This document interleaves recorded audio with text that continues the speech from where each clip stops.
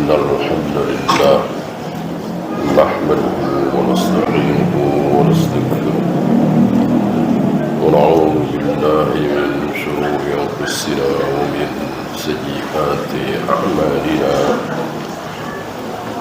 من يهده الله فلا هادي له أشهد أن لا إله إلا الله وحده لا شريك له وأشهد أن محمدا عبده ورسوله.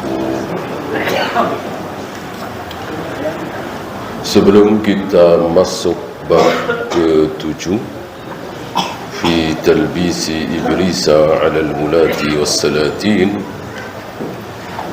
tipuan iblis terhadap para penguasa, ada satu riwayat yang beliau bawakan dari seorang alim As-Sarri As-Saqati.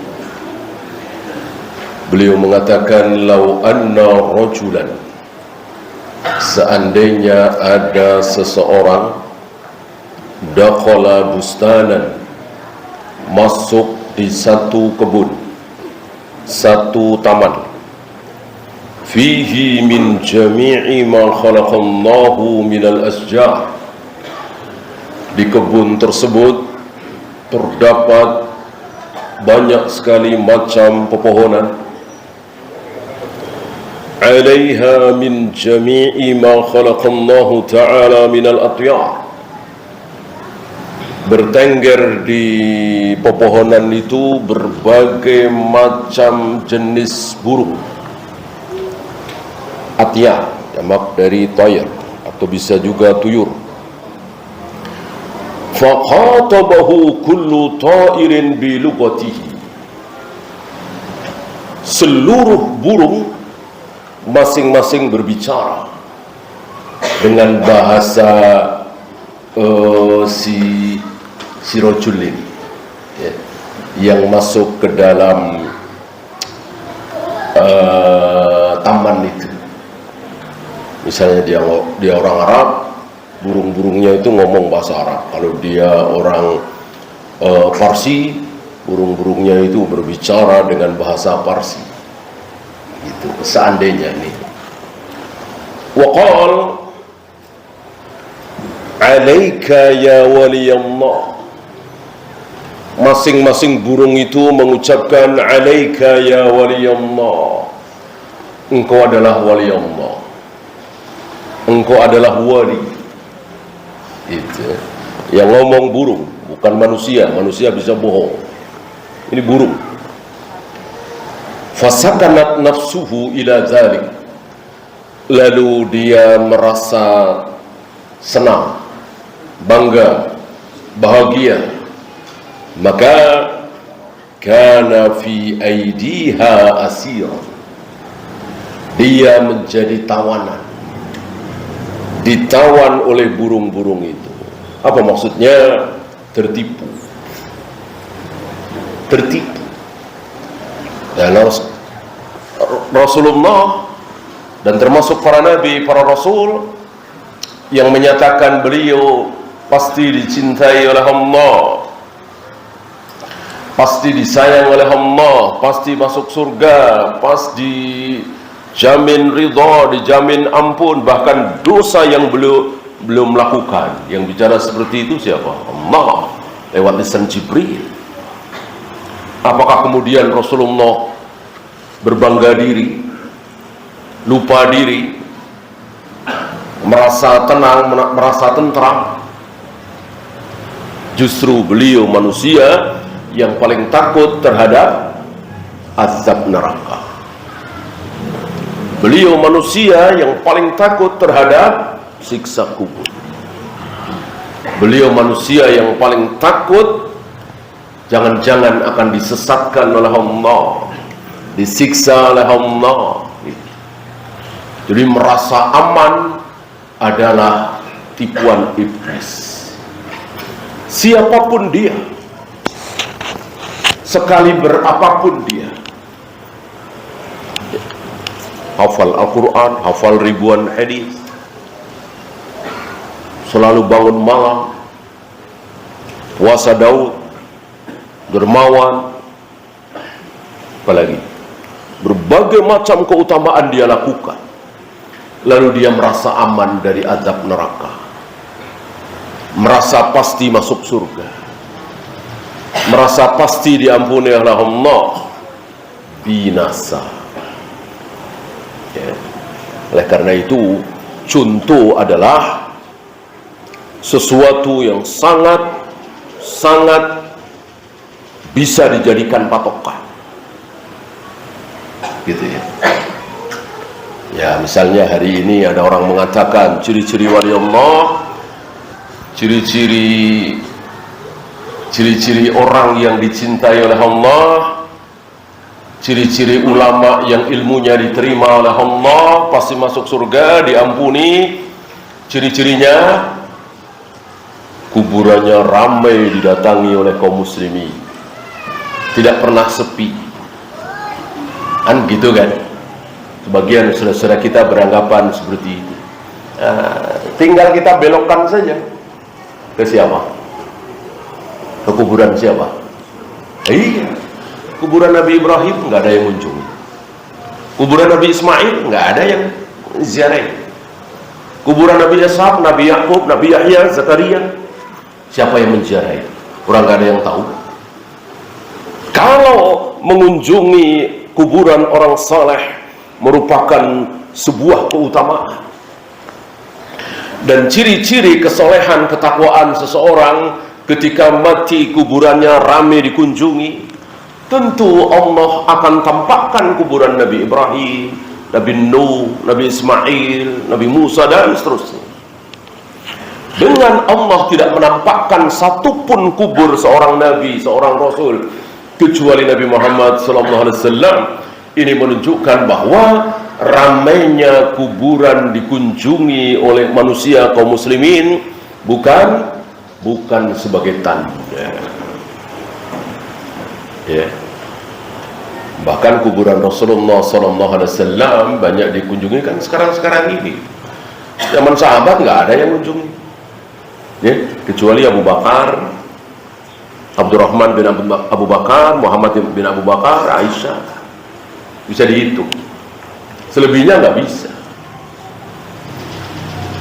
Kan di kubur beliau itu di atasnya ada siapa? Ada kamarnya siapa? Nah, kamar Aisyah. Ngosok mau nyelonong ke kamarnya Aisyah kan tidak mungkin. Ya.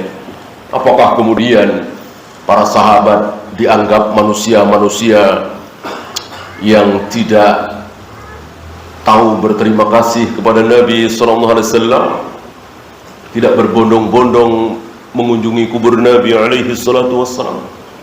Maka itu bukan tanda, bukan bukti. Ya.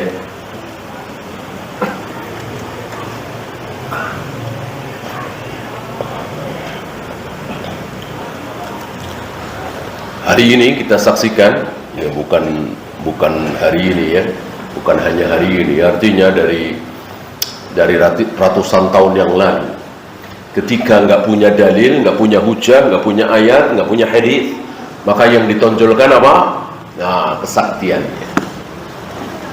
Yang ditonjolkan itu keturunan Nabi, ya, dzurriyyahnya Nabi, anak cucu Nabi SAW, dan itu kan bukan hujah. Hujah Al-Quran dan Sunnah. Kemudian dia bisa bertemu dengan Nabi kapanpun dia mau, atau bisa bermimpi bertemu dengan Nabi kapanpun dia mau. Ya, itu yang ditonjolkan seperti itu. Bukan lihat sudah sekian, lihat hadis, lihat siapa. Ini ciri-ciri orang yang tidak punya hujjah. Ini lihat, ya, satu keadaan yang tentu menakjubkan. Burung-burung bisa bicara dengan dirinya dengan ucapan mengatakan alaika ya waliyallah. Tetap tidak boleh bangga, bahagia, tenang, merasa aman dari azab Allah, neraka, dan seterusnya. Ya. Ya, kita masuk bab baru, bab ke-7, al-babus sabi' fi talbisi iblisa 'ala al-wulati was-salati. Bab bagaimana iblis menipu para wulat, para sultan, salati. Dan nama-nama seperti ini dipakai oleh para ulama. Kadang sultan, kadang Amirul Mukminin, Khalifah, Raja, kalau bahasa kita ya. Tidak ada satu istilah yang seragam. Ya. Bahkan di zaman salaf, insyaallah antum masih ingat perbedaan Abu Bakar dan Umar ketika beliau berdua menjadi pemimpin kaum muslimin. Satu disebut Khalifah Abu Bakar, sementara Umar disebut Amirul Mukminin. Beda kan? Beda kan? Oleh karena itu tidak usah pusing dengan nama. Mau Khalifah, Amirul Mukminin, Sultan, Raja, Presiden, intinya dia orang nomor satu di negeri tersebut, memimpin kaum muslimin. Maka dia adalah waliul amr yang harus kita taati, apapun namanya. Nah, hari ini sebagian saudara kita memusingkan tentang nama. Oh, nggak bisa, nama presiden itu tidak syar'i, nama raja itu tidak syar'i, harus khalifah, harus khilafah. Ya. Nah, lihat di zaman salaf saja, bahkan para ulama dengan berani mengatakan raja paling adil di muka bumi ini, raja pertama di dalam Islam, raja yang paling berilmu, paling bertakwa. Siapa? Sahabat. Siapa? Muawiyah. Muawiyah mengikuti dari apa yang disabdakan oleh Nabi alaihi salatu wassalam, bahwa kekhalifahan ini akan berjalan selama 30 tahun. Akan berjalan selama 30 tahun. Dan betul, dari wafatnya Nabi, beberapa hari kemudian Abu Bakar dibaiat sebagai pemimpin kaum muslimin, sampai terbunuhnya Ali bin Abi Thalib berapa? Pas 30 tahun. Setelah itu apa? Al-muluk, raja-raja. Nah, ternyata setelah Ali bin Abi Thalib, Muawiyah, Hasan tidak dihitung kan, cuman beberapa bulan atau beberapa hari. Ya. Langsung Hasan membaiat, menyerahkan kekhalifahan itu kepada Muawiyah. Maka para imam mengatakan setelah Ali ya Muawiyah, raja. Siapa yang menolak keadilan Muawiyah, keilmuan, ketakwaan Muawiyah? Sahabat Nabi SAW. Hanya orang-orang Rafidah dan yang terkena subhatnya Rafidah yang menjelek-jelekkan Muawiyah, mencaci maki Muawiyah, dan banyak kaum muslimin tertipu. Maka jarang sekali kaum muslimin yang memberikan nama anaknya Muawiyah. Jarang sekali. Jarang sekali. Kalau Utsman kan banyak sekali, Umar banyak sekali, Abu Bakar apalagi, Ali, Zubair, Tolha, banyak. Nama Muawiyah di tengah kaum muslimin sedikit, tidak sebanyak yang lain. Kenapa? Subhat Rafidah ini luar biasa, terutama di negeri kita. Walaupun tidak mengakui kami Syiah, kami Rafidah, tapi terkena.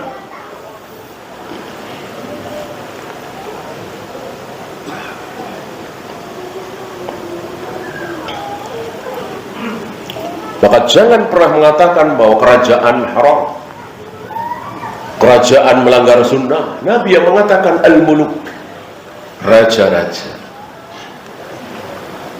Ya.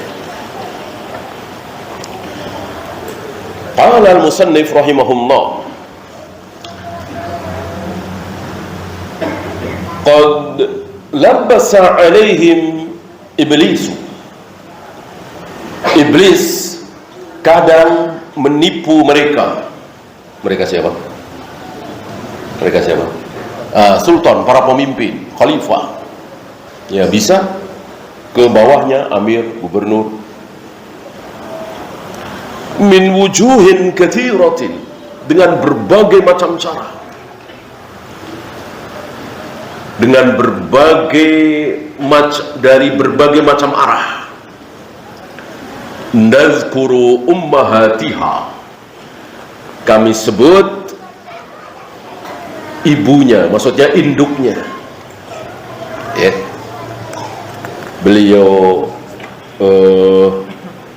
akan jelaskan sampai banyak ya, 10, 11, 12 ya. 12 macam iblis menipu para sultan, para penguasa. Dan tentu mereka semangat sekali, iblis dan setan semangat sekali menipu para sultan. Karena apa?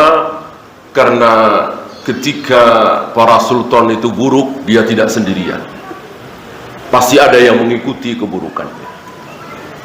Sebagaimana kalau dia baik, insya Allah tidak sendirian, banyak yang mengikuti kebaikannya. Ya, ambil contoh, ya nggak usah jauh-jauh lah, presiden, misalnya wali kota saja atau camat saja, ketika dia kunjungan misalnya kemana, kan nggak mungkin sendirian. Ketika tugas mungkin bersepuluh, 15. Nah, ketika setiap kali terdengar azan kok mampir masjid, ya tentu yang lainnya ngikut kan. Nah, itu sederhananya. Kalau tidak, ya barangkali yang lain walaupun biasa sholat berjamaah, mungkin ada rasa nggak enak. Orang Pak Camatnya jalan terus, ya sudah ngikuti gitu. Coba kalau Pak Camatnya bilang sama sopirnya, berhenti, ini sudah azan, cari masjid, atau sebentar lagi azan, cari masjid, ya tentu yang lainnya ngikuti. Itu baru camat. Di mana wali kota, di mana gubernur, di mana presiden. Maka iblis semangat sekali menipu rakyat jelata, tapi lebih semangat lagi menipu sultan. Ya.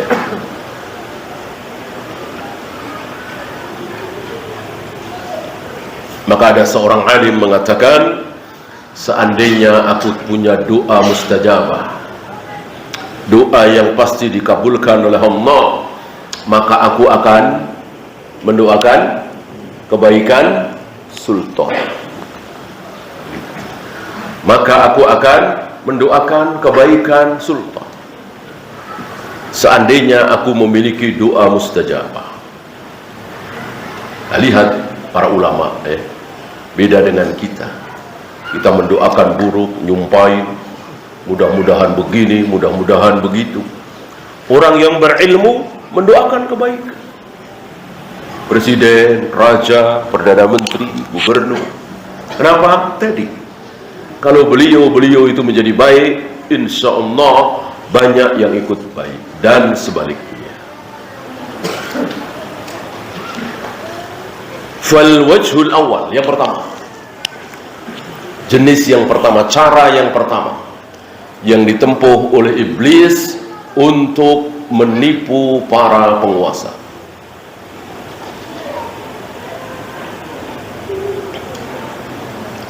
Annahu yurihim anna Allah azza wa jal yuhibbuhum.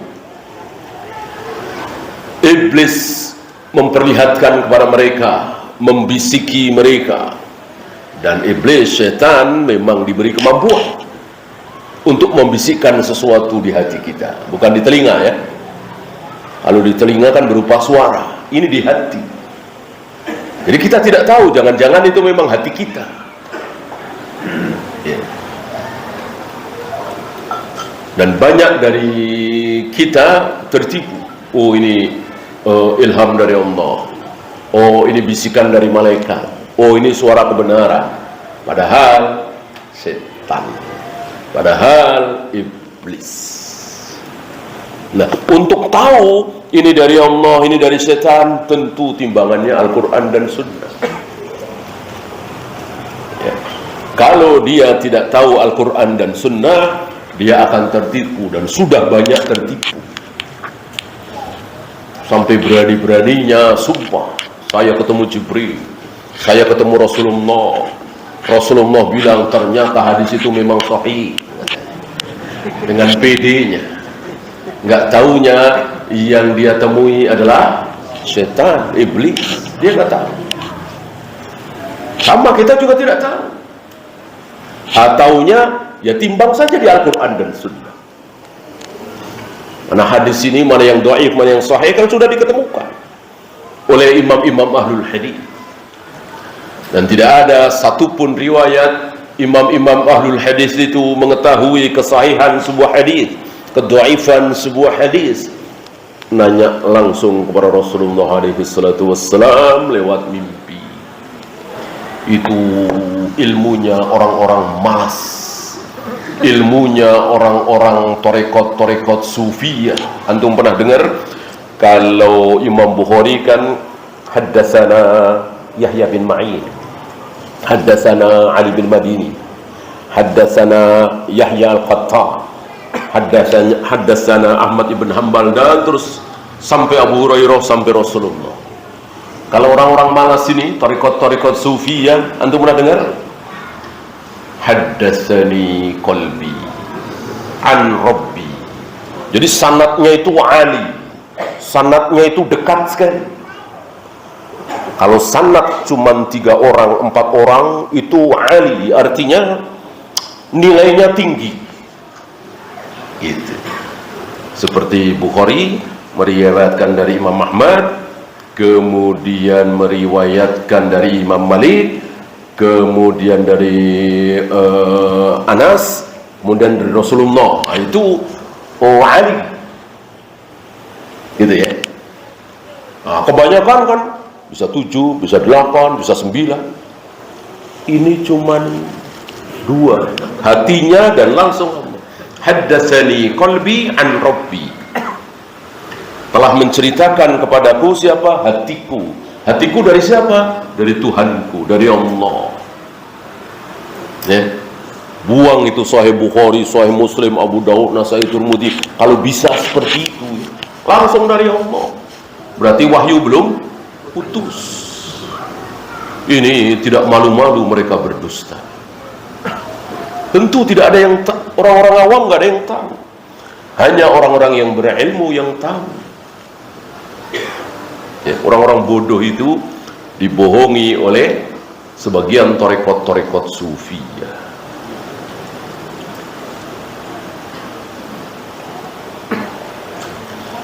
Annahu yurihim annallaha azza wa jal yuhibbuhum.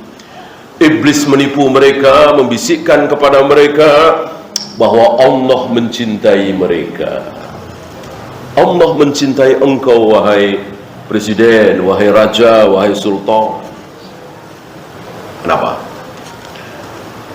Walaula dzalik ma wallahum sultanahu. Kalau Allah enggak mencintai Anda, tidak mungkin Allah akan memberikan kekuasaan kepada Anda. Lihat, bodoh sekali. Bodoh sekali ucapan ini. Dan tertipu dia. Padahal Allah berikan kekuasaan yang luar biasa kepada manusia yang sangat bodoh, sangat zalim, sangat buruk. Siapa? Fir'aun. Kurang apa kekuasaan Fir'aun? Allah berikan kepada Fir'aun. Berarti ucapan ini ucapan bodoh. Tapi karena yaitu dia tipuan kan, tertipu. Karena tertipu, walaupun ucapan bodoh, dia tidak sadar, dia percaya, dia manggut-manggut, ya tentu dibarengi dengan hawa nafsu. Ya.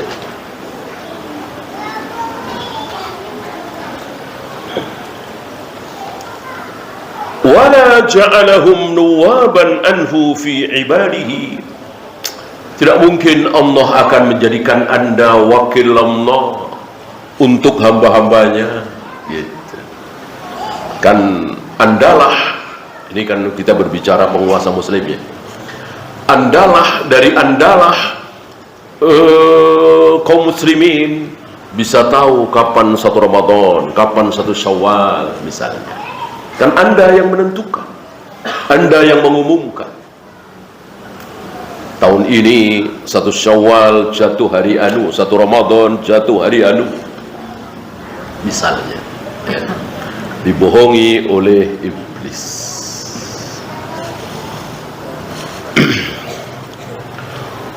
Wa yankashifu hadha at-talbisu bi annahum in kanu nuwaban anhu fil haqiqah falyahkumu bi syar'ihi. Seperti biasa, beliau membuka tabir inkishaf. Apa tabirnya? Bahwa itu adalah tipuan iblis. Disingkat tabirnya oleh beliau, yaitu kalau betul si khalifah ini, raja ini, presiden ini dicintai oleh Allah, wakil Allah dan seterusnya, falyahkumu bi syar'ihi. Silahkan tegakkan syariat Allah. Berhukumlah dengan hukum syariat Allah. Mulai ya. Kan banyak di antara para raja muslim, presiden muslim, penguasa muslim, sebelum jadi presiden, sebelum jadi penguasa, ucapannya sesuai dengan Al-Quran dan Sunnah. Mengucapkan selamat Natal haram, belum jadi penguasa, gitu. Nggak ada apa istilahnya, nggak ada risiko kan, nggak ada risiko. Dia ustadz, dia kiai, dia ulama, ya memang ucapan seperti itu. Begitu jadi gubernur misalnya, presiden misalnya, raja misalnya, tentu ada resiko. Apalagi bukan raja ya. Kalau raja insya Allah lah. Kalau raja kan terus sampai mati. Kalau presiden kan cuma 4 tahun kadang, 5 tahun, 7 tahun, 10 tahun dibatasi. Dia akan berpikir, gitu ya.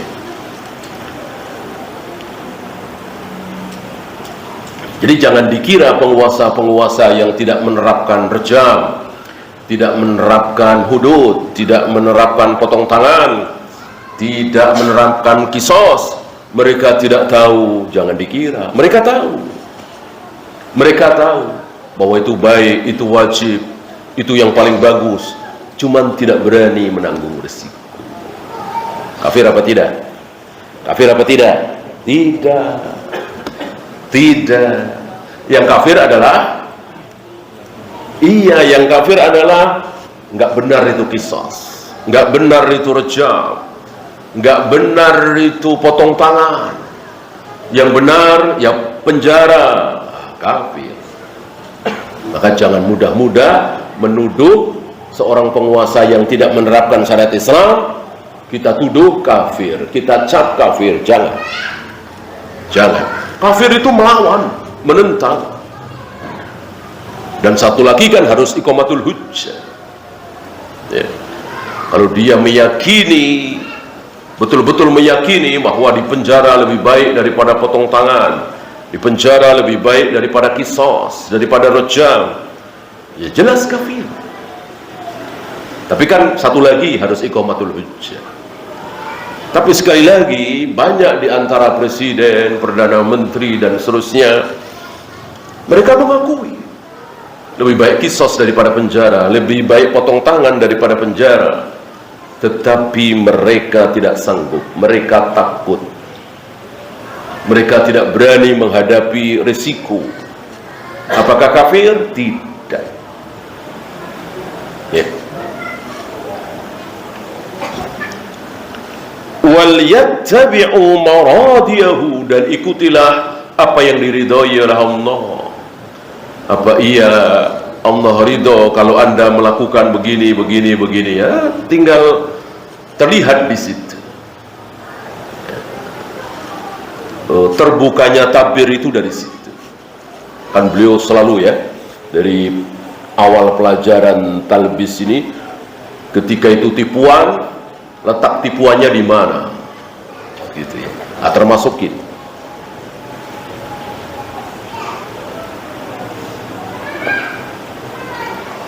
Wa hina idzin yuhibbuhum li ta'atihi. Kalau Anda melakukan itu, menerapkan syariat Islam, mengikuti apa yang diridhai oleh Allah, baru Allah akan mencintai Anda, karena Anda taat kepada Allah. Dan luar biasa pemimpin yang taat kepada Allah. Masih ingat iming-iming dari Allah apa? Mendapatkan naungan di hari di mana tidak ada naungan kecuali naungan Allah. Ketika seluruh manusia kepanasan, tanpa makanan, tanpa minuman, tanpa pakaian, tanpa alas kaki. Ada 7 golongan manusia yang dinaungi langsung dari arsy Allah. Salah satunya imamun adilun, imam yang adil, pemimpin yang adil.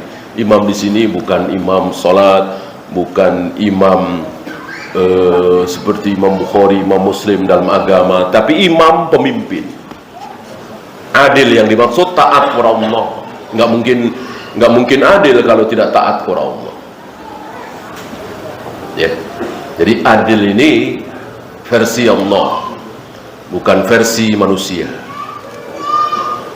Ada orang kafir masuk Islam, dikasih zakat, kan begitu.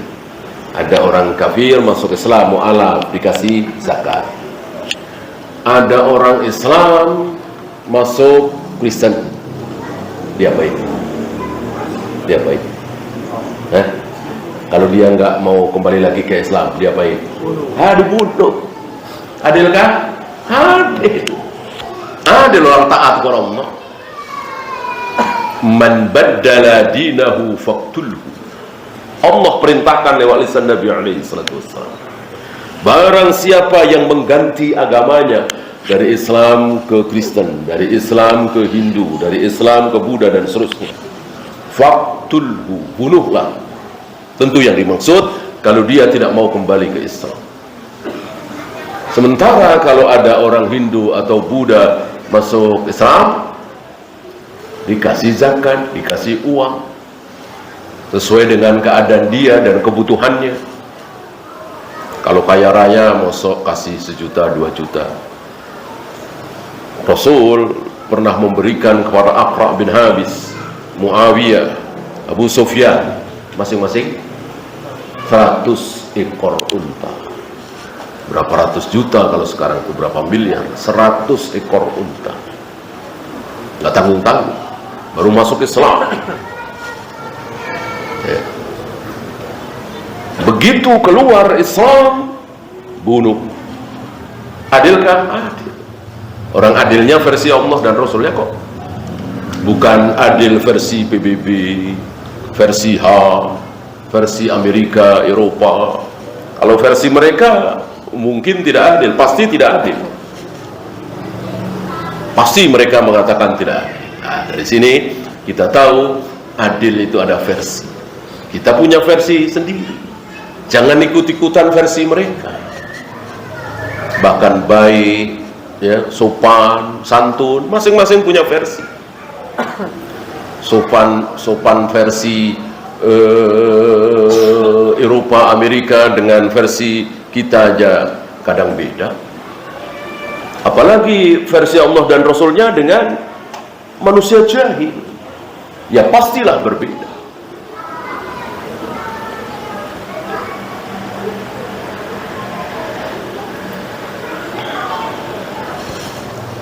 Barangkali antum tahu ya, di Eropa itu atau Amerika itu, kalau istrinya diajak dansa oleh atasan, apa? Bangga, bahagia. Oh, versi sana. Coba kita, ya, nggak usah pakai agama dulu dah. Di kita, orang Indonesia pada umumnya, ya, tentu nggak bangga, tentu marah. Beda. Apalagi ini Allah dan Rasulnya dengan manusia jahil, pasti berbeda. Maka bodoh orang yang mengatakan kalau Allah mentakdirkan bayi merah ini masuk surga, masuk neraka, nggak adil dong. Berarti dia nggak paham. Dikiranya adil itu satu versi. Ya, menurut Anda, versi Anda tidak adil. Ini versi Allah dan Rasulnya. Kenapa kita katakan adil? Karena Allah Maha Adil. Tidak mungkin Allah tidak adil, apapun keputusannya, apapun ketetapan yang dibikin oleh Allah pasti adil, apapun. Ya. Maka ketika Rasulullah sepulang perang Hunain, ada rampasan perang, mendapatkan rampasan perang yang sangat banyak sekali. Tadi ya, yang baru saja masuk Islam, Aqra' bin Habis, Muawiyah, Abu Sufyan, diberi masing-masing 100 ekor unta. Ada yang kurang dari itu, ada lagi yang kurang, ada lagi, dan ada yang tidak diberi. Bahkan mayoritas yang tidak diberi adalah orang-orang yang sangat berjasa kepada Nabi SAW, yaitu orang-orang Ansar. Datanglah seorang yang bodoh, Dzul Huwaisirah, cikal bakal Khawarij, dengan mengatakan, "I'dil ya Muhammad, fa inna hadhihi al-qisma la yubtaghu biha wajhullah." Pembagian rampasan perang ini tidak mengharapkan ridha Allah, ini enggak adil. Rasul menjawab dengan jawami'ul kalim.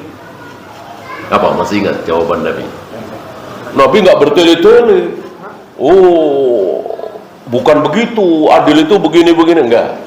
Cukup Nabi mengatakan, faman ya'dil idza lam ya'dilillahu wa rasuluh. Kalau Allah dan Rasulnya dibilang tidak adil, kalau Allah dan Rasulnya tidak adil, maka tidak mungkin ada keadilan di muka bumi. Tidak mungkin ada yang bisa berbuat adil. Kalau Allah dan Rasulnya saja dibilang tidak adil, nggak ada yang bisa berbuat adil. Jawaban beliau menunjukkan bahwa apapun keputusan Allah dan Rasulnya pasti adil.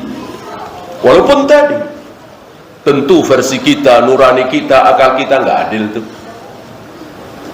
Ketika Rasul diusir oleh Abu Jahal, Abu Lahab, diusir oleh kaumnya, hijrah ke Madinah, yang nerima siapa? Yang nolong siapa? Yang ngasih tempat siapa? Orang-orang Ansar. Begitu dapat rampasan perang yang banyak sekali, orang-orang Ansar tidak diberi. Dan ada perasaan seperti itu di hati orang-orang Ansar. Dan Nabi menghibur mereka dengan mengatakan, tidak maukah kalian orang-orang pulang membawa harta, orang-orang pulang bawa emas, bawa perak, bawa kuda, bawa unta, kalian pulang bawa Rasulullah. Langsung mereka merasa tersanjung, merasa mendapatkan sesuatu yang jauh lebih berharga dari yang lain, emas, perak, kuda, unta. Pulang membawa Rasulullah SAW. Tentram mereka.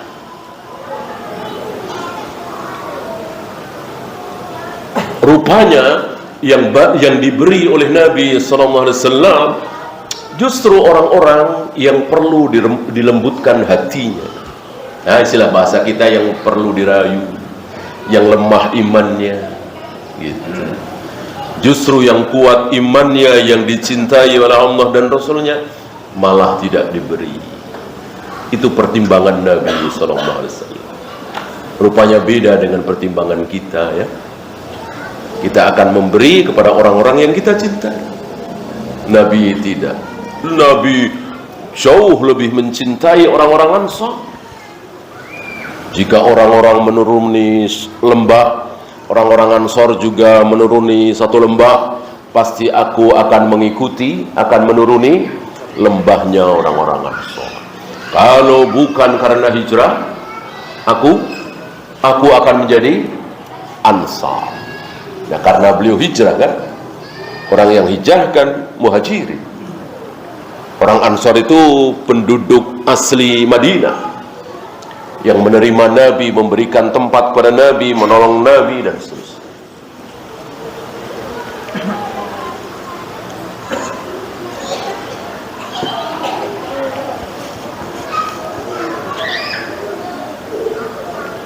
Fa amma suratul mulki was-sultanati fa innahu a'taha khalqan mimman yubghidu. Adapun kekuasaan, pangkat, jabatan, kedudukan, kadang Allah berikan kepada orang yang Allah benci. Tentu kita tidak lupa bagaimana Fir'aun, Buktanasir, penguasa-penguasa yang luar biasa. Apakah Allah mencintai mereka? Tidak. Bahwa ada yang dicintai oleh Allah, betul. Ada Nabi Sulaiman, ada Nabi Yusuf, ada Nabi Daud. Tetapi ada juga yang dibenci oleh Allah, bahkan musuh Allah. Diberi kekuasaan yang luar biasa, diberi keahlian yang luar biasa. Ya, iblis. Apa ada yang lebih dahsyat dari iblis? Kekuatannya, umurnya, entah sudah berapa ribu tahun iblis tidak menua, ya. Sebelum Adam diciptakan, iblis sudah hidup. Sampai hari ini iblis masih hidup dan tidak menua. Antum jangan beranggapan wah iblis ini udah tua nih, udah berat nih tenaganya goda manusia. Tidak menua. Umurnya memang luar biasa tua, tak berapa ribu tahun, tapi fisiknya, kekuatannya dan seterusnya sama. Terus dipakai untuk menggoda, menipu manusia. Tidak ada kerjaan lain. Itulah iblis. Satu individu jin, kana minal jin.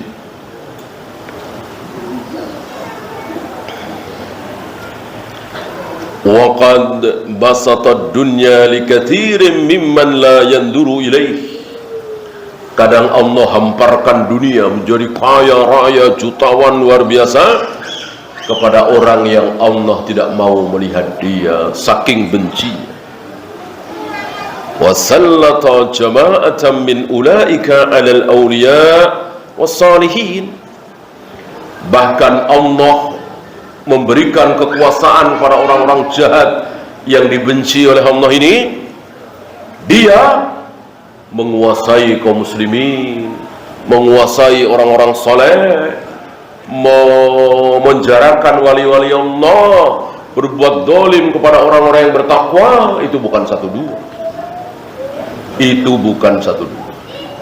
Di mana-mana sampai hari ini, insyaallah, ada saja penguasa dolim, presiden dolim, raja dolim, mendolimi kaum muslimin yang menjadi wali-wali Allah. Ada. Masih ingat Ashabul Ukhdud? Masih, insyaallah, ya. Itu contoh besar Ashabul Ukhdud. Karena memang dunia ini ujian. Antum jangan bertanya kenapa Allah nggak tolong, kenapa Allah diam saja. Karena dunia bukan tujuan. Kalau yang zalim itu, yang kafir itu masuk surga, itu yang nggak mungkin. Kok tidak disiksa di neraka? Ya itu yang tidak mungkin. Adapun yang zalim itu merasakan surga di dunia ini, mungkin sekali. Memang surganya mereka kan dunia ini. Maka sekali lagi, kekuasaan bukan bukti, bukan tanda kebaikan. Sebaliknya, disiksa, dipenjara, dijajah bukan tanda bahwa dia orang-orang maksiat.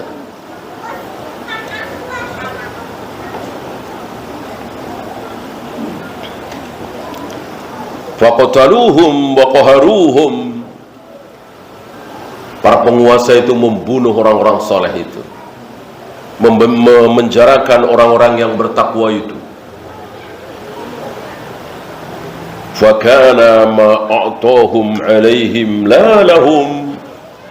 Apa yang Allah berikan kepada mereka, kekuasaan, pangkat, jabatan, harta benda, itu alaihim la lahum. Singkat sekali bahasa Arab, alaihim, bukan lahum. Itu yang belajar bahasa Arab tahu maksudnya. Alaihim maksudnya mencelakakan mereka, membinasakan mereka. Bukan lahum, bukan membela mereka, bermanfaat bagi mereka. Tidak. Ya, seperti Fir'aun. Kekuasaan yang luar biasa yang Allah berikan kepada Fir'aun, apakah demi kebaikan Fir'aun, apa demi keburukan Fir'aun? Demi keburukan Fir'aun, agar nanti di akhirat sempurna azabnya, betul-betul sempurna azab yang Allah timpakan kepada Fir'aun. Dan itu jutaan, miliaran tahun, abad, orang kekal selama-lamanya. Sementara Fir'aun menikmati kekuasaan di dunia cuman sekian ratus tahun. Jauh sekali perbandingannya, kan? Wa dakhala dzalika fi qoulihi ta'ala. Ini masuk dalam keumuman firman Allah surat Ali Imran, ya. Innama numli lahum liyazdadu itsman. Sungguh kami mengimla, memberikan sesuatu dengan tujuan buruk, bukan tujuan baik. Nggak ada istilahnya, saya kira, bahasa Indonesia, ya. Apa istilahnya? Memberi tapi tujuannya buruk, ya.